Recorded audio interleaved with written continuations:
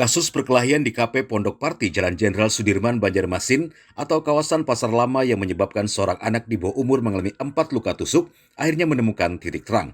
Tim gabungan Polsek Banjarmasin Tengah, Polsek Banjarmasin Barat, Polresta Banjarmasin, dan Ditreskrimum Polda Kalsel berhasil mengamankan 3 pelaku sehari setelah kejadian atau tepatnya pada Senin malam.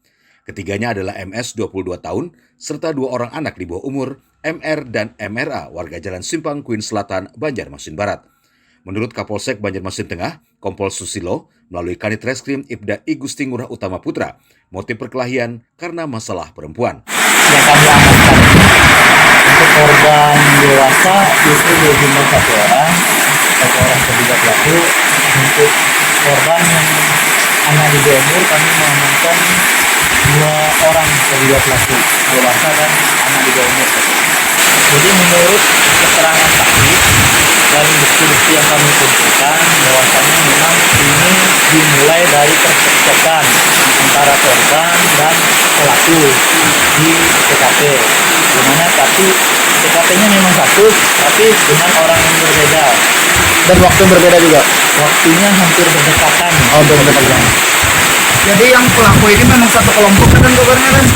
Untuk pelaku memang satu kelompok, di mana si korban yang dewasa ini awalnya bertemu dengan salah satu kelompok dari pelaku. Terus yang korban yang kedua yang tadi bawah umur juga bisa dimakan karena si korban anak di bawah umur ini yang satu menemukan kelompok pelaku. Jadi sekarang ini 4 orang yang terduga? Yang kedua 3. Yang sudah diamankan juga lah? Sudah diamankan, tapi masih dalam pencarian. Polisi menetapkan 2 ancaman hukuman sekaligus kepada pelaku. Untuk korban di bawah umur dikenakan pasal 80 Undang-Undang Nomor 35 Tahun 2012 tentang perlindungan anak dengan ancaman hukuman 3 tahun penjara. Sedangkan untuk korban atas nama Sugiono, para pelaku terancam pasal 351 KUHP. Polisi juga masih melakukan perburuan untuk 1 orang terduga pelaku berinisial W.